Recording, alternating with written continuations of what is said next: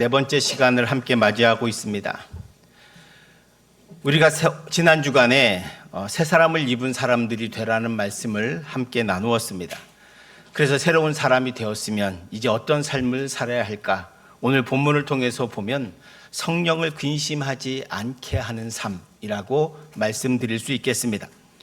오늘 사도 바울은 30절에서 분명히 말씀합니다. 하나님의 성령을 근심하게 하지 말라. 그 안에서 너희가 구원의 날까지 인치심을 받았느니라. 여러분, 구원의 날까지가 무슨 말입니까? 우리 인생에 천국 가는 그날까지입니다. 이 땅에 사는 동안이죠. 이 땅에 사는 동안 저와 여러분은 하나님의 인치심, 즉 하나님께서 우리를 자녀 삼아 주셨습니다. 그래서 우리는 이 땅에 사는 동안 성령을 근심하지 않게 하는 삶을 살아가야 하는 것입니다. 여러분, 하나님도 걱정 근심하십니다. 우리도 자녀를 걱정 근심하는 것처럼 그렇게 하나님께서도 저와 여러분을 구속으로 인쳐주시고 하나님 자녀 삼아주셨으면 이제 네 알아서 해라가 아니라 우리를 위해서 걱정하시고 근심해 주셔서 성령도 보내주셨습니다.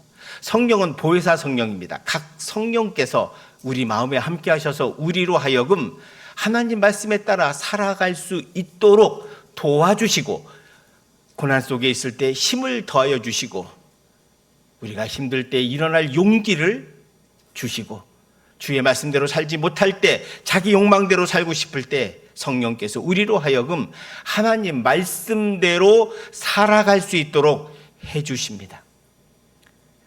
그래서 성령을 근심하게 하면 우리는 하나님을 근심하게 하는 것입니다. 사랑하는 성도 여러분, 그러므로 성령을 근심하지 않는 삶을 사시기를 축원드립니다. 자, 그러면 어떻게 해야 성령을 근심하지 않고 도리어 주님께서 기뻐하시는 삶을 살 수 있을까? 첫 번째는 거짓을 버리고 참된 것을 말하는 것입니다. 오늘 25절 말씀입니다. 그런즉 거짓을 버리고 각각 그 이웃과 더불어 참된 것을 말하라. 이는 우리가 서로 지체가 됨이라. 여러분, 주님께서 거짓을 버리고 이웃과 참된 것을 말하라고 말씀하십니다. 그러니까 이 말은 단순히 거짓말하지 말아라가 아닙니다. 여기에 핵심은 참된 말을 하고 살라는 것입니다. 거짓을 버리는 거죠. 그래서 우리는 참된 것이 뭐냐? 저는 정확히 설명드리면 진실하다라고 하는 말입니다.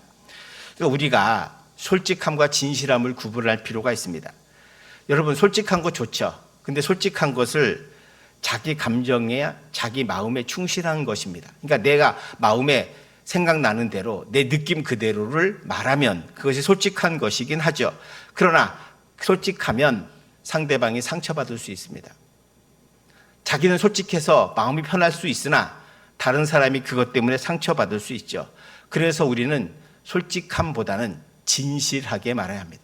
진실함은 솔직함도 있지만 이 말이 상대방에게 해를 주지 않는, 즉 주님께서 기뻐하시는 말을 하는 것, 저는 그것이 진실함이라고 생각합니다. 여러분, 많은 부부가 갈등이 생기는 이유는 자기 감정에 충실하기 때문입니다. 나는 이래서 기분 나쁘고 이래서 마음이 상하고 이래서 솔직하게 말하면 물론 그것이 잘 해결될 수도 있지만 자기 감정에만 충실하게 솔직하게 말하면 사실은 상대방이 상처받을 수도 있습니다. 솔직하기보다는 진실해야 한다는 거죠. 진실한가는 뭐냐? 거짓을 가리는 것이 없어야 한다는 거예요. 마치 예수님이 우리의 모든 걸 다 아는 것처럼 내 마음도 사실은 진실하게만 대하면 솔직하지 않아도 상대방이 알아줄 수 있기 때문에 그렇습니다. 여러분, 가정과 교회에서 우리가 행복을 얻어야 한다고 말하잖아요. 왜 그렇습니까? 세상은 온통 경쟁하고 있습니다. 경쟁은 반드시 승패를 나누게 됩니다. 그래서 세상에서는 모든 것이 승패가 있어요. 이기는 사람이 있거나 그러면 패하는 사람도 있게 됩니다. 얻거나 잃거나입니다. 그러니까 전쟁터 같은 싸움터라고 세상에서 비유하고 있는 거죠. 그런 세상에서 계속 싸움을 하려면 쉬어야 됩니다. 새로운 힘을 얻어야 되죠. 여러분, 전쟁도요. 전쟁의 핵심은 뭐냐? 군인들이 아무리 힘세고 용기 있고 싸움을 잘한다고 해도 보급이 3일만큼 치면 다 전쟁 못합니다. 총알도 없고 먹을 것도 없는데 무슨 힘으로 전쟁을 하겠습니까? 우리가 세상에 나가서 싸워 이기려면 어디서요? 가정과 교회에서 새 힘을 얻어야 합니다. 근데 여러분 생각해 보십시오. 가정과 교회가 왜 우리가 마음이 편하냐? 거기엔 경쟁이 없기 때문입니다. 싸움이 없기 때문입니다. 잘 생각해 보세요. 집에서 여러분 집에 갔는데 하루 종일 직장에서 스트레스 받고 싸우고 그런 와중에 집에 가서 그러면 아내나 남편하고 또 싸워. 그러면 어떻게 되겠습니까? 힘이 없죠. 힘을 얻을 수가 없습니다. 교회도 마찬가지입니다. 교회에서 은혜는커녕 서로 싸운다고 한다면 교회는 무너지게 돼요. 가정도 무너집니다. 그러니까 우리에게 필요한 것은 솔직함이 아니라 진실함이다라고 하는 거예요. 진실한 것은 하나님께서 사람을 목적적인 존재로 대우해 주는 거죠. 수단으로 삼지 않는 것입니다. 저는 솔직함도 좋지만 더 좋은 것은 진실함이다라고 하는 걸 잊지 마시고, 그래서 우리 가족, 여러분 지체라고 하는 말이 뭡니까? 쉬운 말로 하면 우리는 모두 가족이라는 거예요. 하나님 은혜 가운데 우리 모두는 부민교회로 여러분을 불러주셔서 우리 모두 가족 되었습니다. 세상에 우리가 살면서 감당할 수 없는 힘도 때로는 그런 고난도 있을 수 있지만 우리가 함께 기도하고 함께 소망하고 함께 위로하고 함께 기뻐하면 우리는 그 어떤 어려움과 고난도 이길 수 있습니다. 그래서 사람이 가정이 회복되어야 세상이 사는 거고 교회가 회복되어야 세상이 사는 거예요.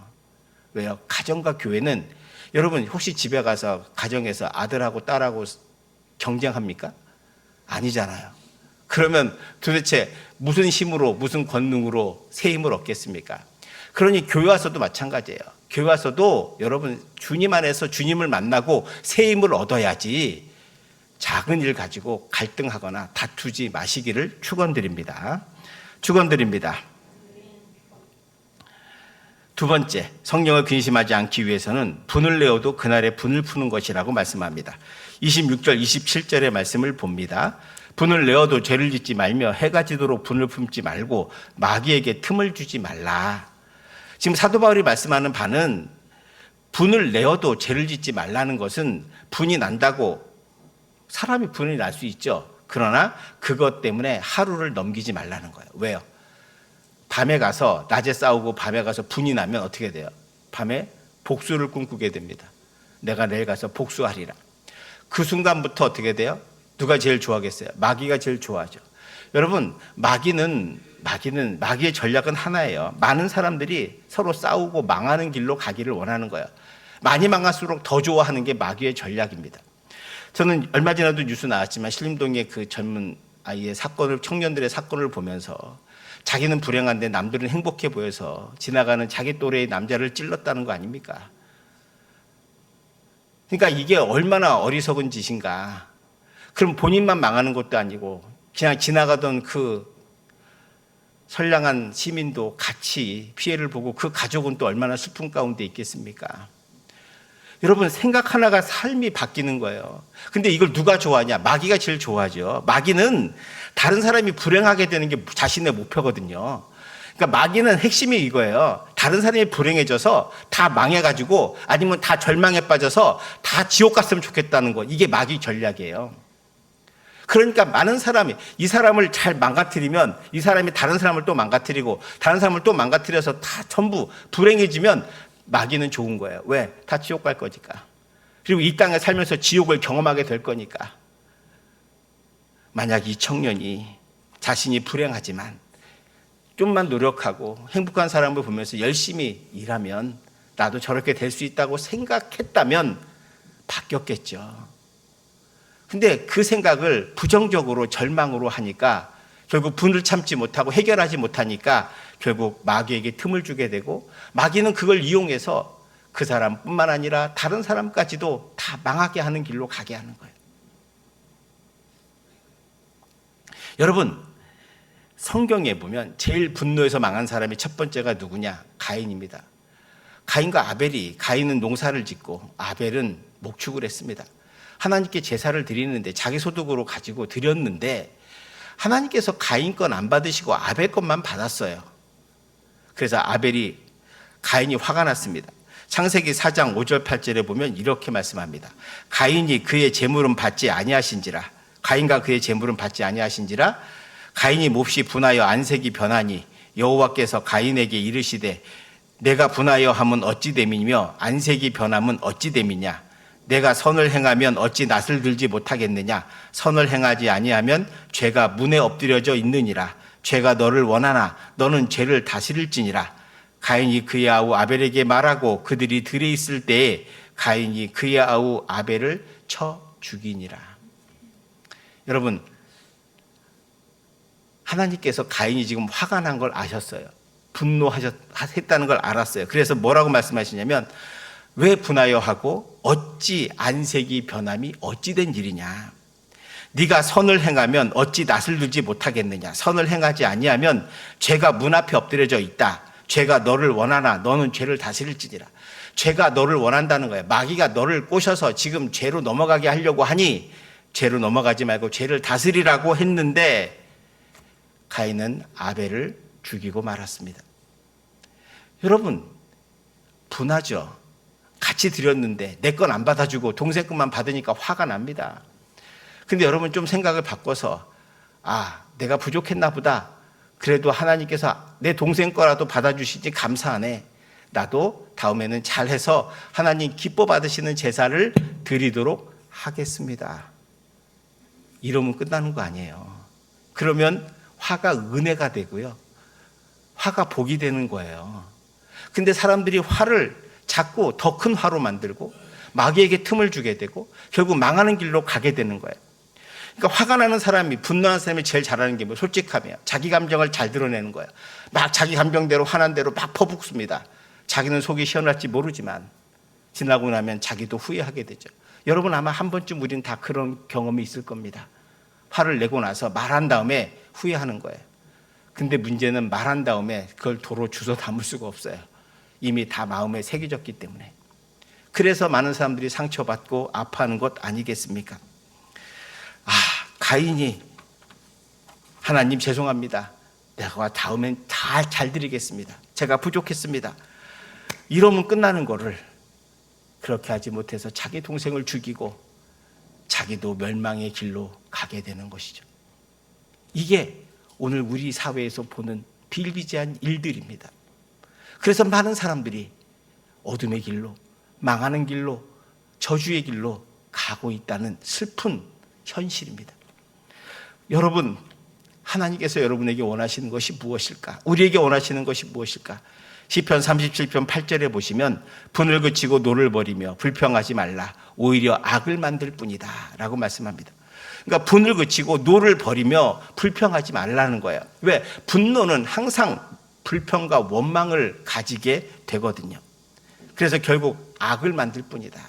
여러분 꼭 기억하십시오. 분노는 불평하게 하고 불평의 끝은 악을 만들어서 결국 멸망하게 하고 사람도 파괴하고 그 사람뿐만 아니라 다른 사람까지도 파괴한다는 것입니다. 이러니 성령이 어찌 근심하지 않을 수 있겠습니까? 이 반대로 생각하시면 됩니다. 세 번째, 성령을 근심하지 않게 하려면 도둑질하지 말고 자기 손으로 수고하여 선한 일을 하는 것이다.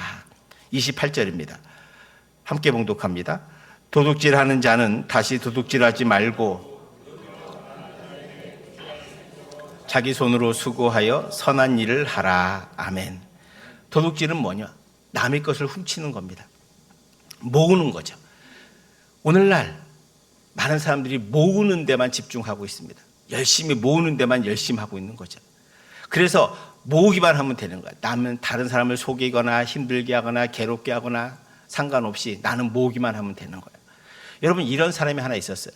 미국의 세계 최대의 부호로 꼽히는 록펠러라고 하는 사람이 자기 사업에 매진하면서 오로지 돈 버는 일에만 최선을 다해가지고 돈을 열심히 벌었습니다. 열심히 벌었는데 그거 하면서 열심히 스트레스 받고 소화불량도 걸리고 무력감과 악몽에 시달리다가 거의 죽게 되었습니다.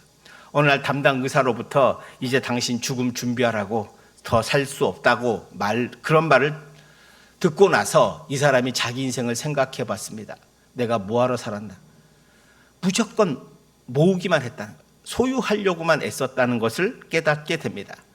그는 지금까지 자신이 돈만 벌려고 했다는 사실을 깨닫게 되고, 그리고 나서 아프고 죽을 때가 되니까 이게 다 소용이 없구나 라는 것을 깨닫게 되었습니다. 그래서 그는 다시 하나님 앞에 가서 회개하고 자신의 인생 철학을 완전히 바꾸게 됩니다. 자, 이제부터는 나눠주자. 그래서 이분이 남은 생애 한평생 교회를 4,928개의 교회를 세우고 24개의 대학을 세웠다고 합니다. 물론 더 장수도 하고요. 여러분, 인생은 모으는 데 있는 게 아니라 나누는 데 있습니다. 요즘 저에게 은혜 주는 말씀 중에 하나는 마태복음 10장 8절의 말씀입니다. 거기에 보면 병든 자를 고치며 죽은 자를 살리며 나병한 자를 깨끗하게 하며 귀신을 쫓아내되 너희가 거저받았으니 거저주라 라고 하는 말씀입니다. 즉 거저받았으니 거저주라고 하는 말씀이죠. 여러분, 이 마태복음 10장 8절의 말씀은 예수님이 제자들을 전도하러 보내면서 주시는 메시지입니다. 여러분, 주님이 병든 자를 고치고 죽은 자를 살리고 나병한 자를 깨끗하게 하면 오늘날 어떻게 될까요? 웬만한 사람은 강남에 건물 몇 개 세울 겁니다. 그죠? 돈 얼마나 벌겠습니까? 아니, 예수님은 약도 필요 없어요. 그냥 손만 만지면 돼. 아니, 손도 안 만져도 돼. 말만 하면 돼. 병 나아라. 치유되었다. 가라. 그러면 다 나요. 나병 환자도 나, 문둥병자도 나, 죽은 자도 살아, 안진뱅이도 일어나, 귀신 들린 자도 다 떠나. 근데 여러분 성경 사복음서 보시면 예수님이 돈 받았다는 얘기가 하나도 없어요. 예수님은 다 거저 주셨다고요. 그러니 너희도 거저 주라는 거예요. 여러분, 예수님께서 그 사복음서 읽어보시면 예루살렘에 입성하셔서 거기서 성전을 다 뒤엎고 야단치시고 바리새인과 갈등하고 다투고 해요. 그리고 나서 다시 베다니로 가세요. 베다니가 어딘 줄 아세요? 그 왜 베다니로 가냐? 베다니로 가면 거기가 서울이 아니기 때문에, 예루살렘에는 그 당시 6월절이라 사람들이 많아요. 외부인들이 많이 와가지고 사람도 많아요. 그러니까 방을 구할 수가 없어요. 비싼 돈을 줘도 방을 구할 수가 없어요. 근데 예수님은 돈도 없으시거든.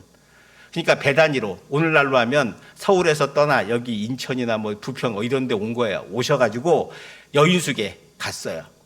그 여인숙이 뭐냐? 호텔도 아니에요. 그 당시에 여러분, 그 좋은 호텔도 있고 중간도 있고 무궁화 5개, 4개, 3개, 2개짜리 다 있습니다. 근데 주님은 무궁화도 없는 여인숙에 가셨어요. 그걸 어떻게 아느냐?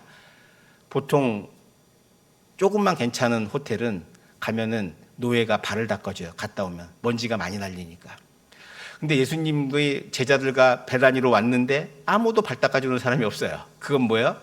그런 사람이 없다는 거예요. 값싼 곳이라는 거예요. 그래서 누가 닦아줘요? 주님이 발 닦아주잖아요. 제자들 그때 세족식의 기원이 거기 있어요. 발 닦아주시는 거예요. 여러분, 예수님이 자신의 병 고치는 능력으로 돈을 받았으면 강남에 빌딩 몇 개 세우고 예루살렘에 땅 많이 샀을 거예요. 근데 그런 거 안 하셨거든요. 성도 여러분, 여러분이 주님께 드린 게 뭡니까? 주님이 여러분에게 주신 게 뭐예요? 은혜예요. 구원이에요. 천국이에요. 행복이에요. 그거 여러분 노력해서 받았어요? 돈 주고 받으셨나요? 아니에요, 여러분. 거저 받았어요. 그러면 여러분은 거저 드려야죠. 뭘 드려요? 여러분의 시간을, 여러분의 물질을, 여러분의 인생을, 여러분의 삶을, 여러분의 몸을 하나님께 드려야 할 줄로 믿습니다. 여러분, 11조는 그런 마음으로 드려야 하는 거예요. 내 모으는 데만 집중하지 마십시오.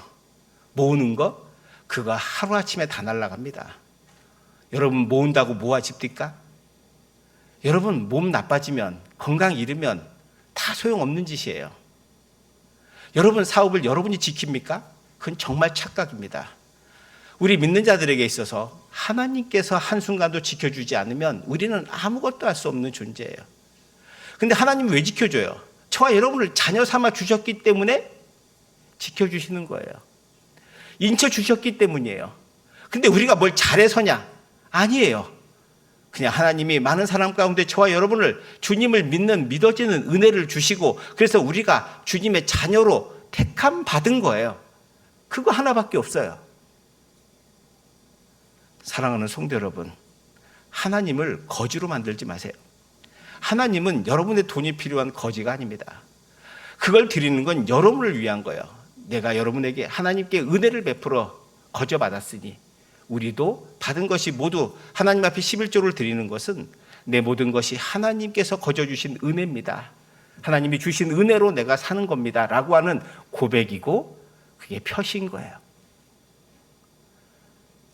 록펠러가 자기 인생의 삶을 전하는 것이 이유가 뭐예요? 죽음 앞에서 바꾼 거예요. 아, 내가 모아놨더니 인생이 이게 아니구나. 정말 중요한 인생은 이런 게 아니었구나라는 것을 발견하게 되는 것입니다. 성도 여러분, 우리는 거저 은혜 받았으니 은혜를 거저 나누시길 축원드립니다. 우린 주님의 사랑을 거저 받았으니 사랑을 나누시기를 축원드립니다. 물질도 하나님의 은혜로 받았으니 나누시기를 축원드립니다. 여러분의 삶을, 시간을 함께 나누는 것입니다. 그것이 성령이 기뻐하시는 일이요 하나님의 축복을 받는 비결임을 믿으시길 축원드립니다. 네 번째로 덕을 세우는 선한 말을 하여 듣는 자에게 은혜를 주는 것입니다. 오늘 본문 29절을 한번 보시기 바랍니다. 함께 봉독합니다. 무릇 더러운 말은 너희 입 밖에도 내지 말고 오직 덕을 세우는데 소용되는 대로 은혜를 끼치게 하라. 아멘. 정말 이 말씀이 너무 중요하잖아요. 우리 인생에서 말로 흥하고 말로 망한 사람 부지기수입니다. 말 한마디 잘못해서 망한 사람을 수도 없이 보고요. 말 한마디 잘해가지고 흥하는 사람도 우리는 많이 봅니다. 우리는 대부분 인생 속에서 다 내가 왜 그때 그런 말 했을까라고 하는 후회를 다 가지고 삽니다. 그만큼 말을 제어하기가 어렵고 말을 잘하기가 어려운 거죠. 우리는 육체의 건강을 위해서는 좋은 음식을 먹습니다. 우리의 영혼을 위해서는 좋은 말을 들어야 하는 거예요. 사람들이 규칙적으로, 여러분 왜 우리가 종종 자연으로 나갑니까? 여러분 우리 40, 50대 남자들이 제일 많이 보는 프로그램이 뭔지 아세요? 나는 자연인이다입니다. 왜 그걸 봅니까? 거기에 무슨 뭐 젊은 여자가 나오는 것도 아니에요. 이상한 할아버지들 나오셔가지고 그냥 사는 거예요. 근데 거긴 뭐가 없어요? 잘 보세요. 경쟁이 없어요. 싸움이 없어요. 그죠? 그래서 보는 거예요. 많은 남자들이 자연을 가고 싶어서이지만 싸움하지 않는 곳을 찾는 거예요. 많은 믿지 않는 사람들이. 다투지 않는 곳, 자연 속에서는 싸우지 않거든요. 그냥 조그만 소박한 음식 놓고 감사하게 생각하고 하루하루를 자연 안에서 사는 것, 그 자체가 우리는 부러운 거예요. 여러분, 우리가 많은 사람들이요, 좋은 말을 들어야 합니다. 그래야 영혼이 배불러져요.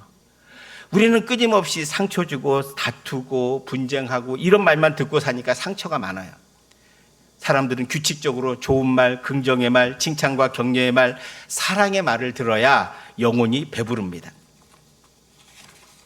그래서 우리 모두는 파괴적이고 부정적이고 경멸의 말을 가득한 세상 속에서 살아가면서 그런 말이 그리운 거예요. 그래서 우리 모두는 은혜의 말을 들어야 합니다. 데이 세퍼드라고 하는 분이 세 가지 황금문이라는 책에서 말하기를 우리가 말을 할 때 항상 세 가지를 생각하라는 거예요. 꼭 기억하십시오. 저도 이걸 늘 생각하고 살려고 하는데 생각이 안 나서 문제지만 꼭 생각하셔야 돼요. 첫 번째 뭐냐? 내가 지금 말하고자 하는 말이 참말인가? 진실한 말인가를 생각해 보셔요. 그리고 나서 진실한 말이고, 그러면 두 번째 생각하셔야 돼요. 두 번째 뭐냐? 이 말이 지금 여기서 필요한 말인가를 생각하셔야 돼요. 자, 첫 번째 뭐라고요? 이 말이 진실한 말인가? 두 번째는 지금 이 자리에서 필요한 말인가? 왜요? 아무리 좋은 말도 그 자리에서 안 맞으면 이게 의미가 없거든요. 필요한 말인가? 그래서 이 두 가지가 충족됐어요. 진실한 말이고 지금 이 자리에서 꼭 해야 되는 말이에요. 그럼 세 번째는 뭐냐? 최대한 친절한 말로 하라는 것입니다. 세 가지 꼭 기억하십시오. 진실한 말인가? 이 말이 지금 꼭 필요한 말인가? 그리고 그렇다면 가장 친절한 마음을 담아서 하는 거다. 이게 세 가지 황금문이라고 말합니다. 오늘 사도 바울이 이렇게 우리에게 뭐라 그래요? 덕을 세우라는 거, 덕을. 다른 사람에게 덕을 주라. 다른 사람에게 은혜를 끼치게 하라는 거예요. 그건 쉬워요. 우리가 서로 교회에서 만나면 인사하고 칭찬하고 격려해 주면 돼요. 여러분, 자녀에게 은혜 주는 말이 뭐예요? 사랑한다고 말해 주는 거예요. 아내에게, 남편에게 힘을 주는 말이 뭐래요? 난 당신 믿어. 당신 사랑해. 이 말 한마디면 다 되는 거잖아요. 다른 말 더 하지 않아도 돼요. 그 말만 하시면 돼요. 우리가 교회에서 서로 만나면 수고했습니다 라고 하는 말은 온갖 피로를 씻어주고, 잘했어요 라고 하는 말은 상대방에게 용기를 주고, 고마워요 라고 하는 말은 새 힘을 줍니다. 사랑해요라고 하는 말은 우리의 영혼을 살찌우고요. 미안해요라고 하는 말은 우리의 상한 마음을 치유해 줍니다. 좋은 말은 사람의 영혼을 살찌게 하고 우리를 행복하게 하고 하나 되게 합니다. 그래서 우리 모두 교회에서 이런 말을 사용할 수 있게 되기를 축원드립니다. 지금 이 순간부터 여러분 옆에 분들과 그런 말을 해야 합니다. 자, 우리 한번 얘기해 봅시다. 고맙습니다. 절 보고 하지 마시고 옆에 분을 보고 하세요. 사랑합니다. 예, 꼭 이렇게 해주시고 함께 해주시고 그러면 우리 모두 힘이 나고 새 힘을 얻고 그래서 우리의 언어가 주님께 드리는 언어 그리고 상대방에게 은혜를 끼친 언어가 되면 우리 모두는 행복하게 될 줄 믿습니다. 마지막으로 성령을 근심하지 않게 하는 5번째는 악한 것을 버리고 서로 용서하고 사는 것입니다. 31절 32절입니다. 너희는 모든 악독과 노함과 분냄과 떠드는 것과 비방하는 것을 모든 악의와 함께 버리고 32절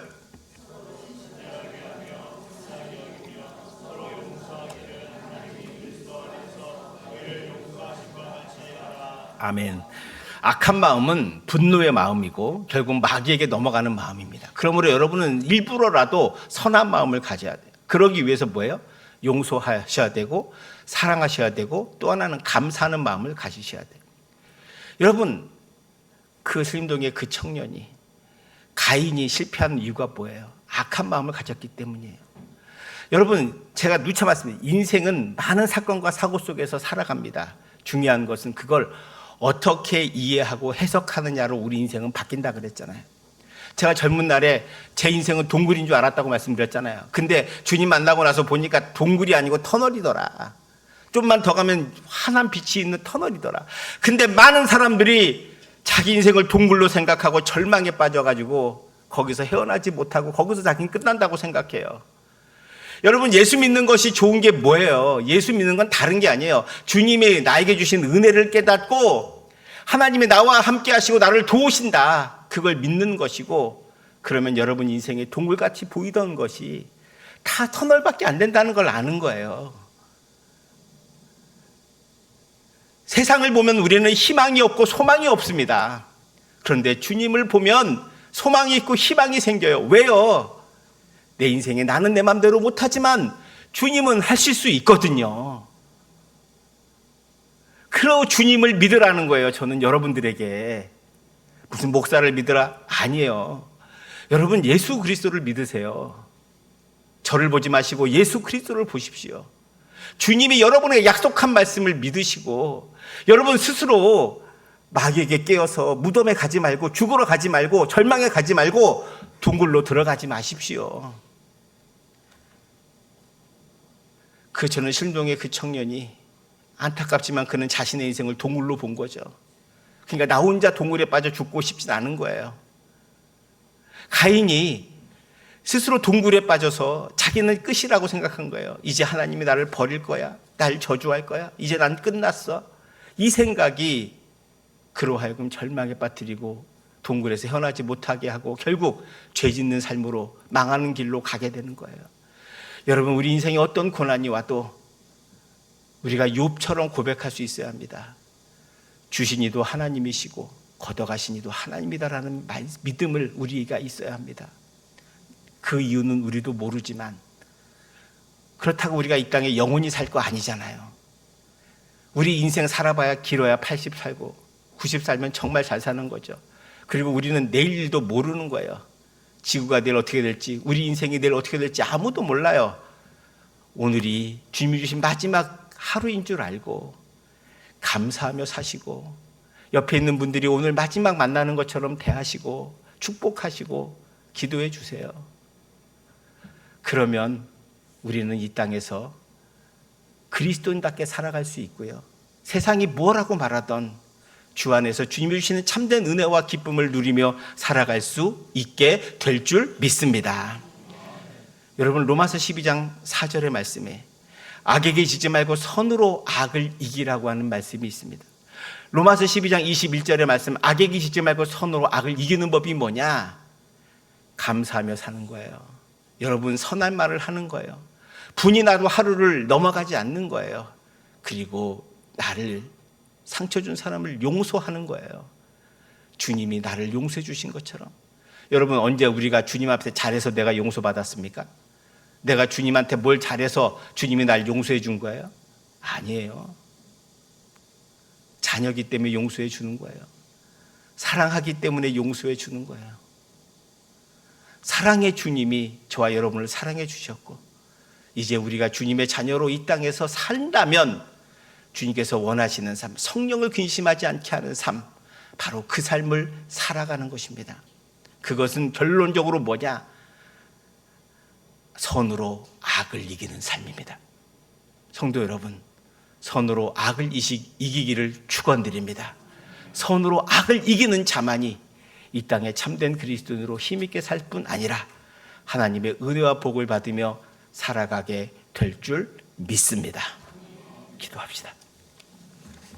은혜가 풍성하신 하나님, 오늘 이 말씀을 통해서 우리 모두가 성령을 근심하지 않는 삶을 살게 되기를 원합니다. 선으로 악을 이기길 원합니다. 우리 마음 가운데 은혜를 베풀어 주셔서 거저받았으니 거저주는 인생 되게 하시고, 우리의 입술이 다른 사람에게 덕을 끼치는 언어가 될 수 있도록 인도하시고 축복하여 주시옵소서. 그래서 우리가 이 무더운 날에도 분을 품지 않게 하여 주시옵시고, 오직 선으로 악을 이기는 참된 그리스도인의 삶을 살아가 성령을 근심케 하는 것이 아니라 성령을 기쁘게 하는 삶을 살아가는 우리 부민교회 성도들 다 되게 하여 주시옵소서. 감사드리며 예수님 이름으로 기도하옵나이다. 아멘.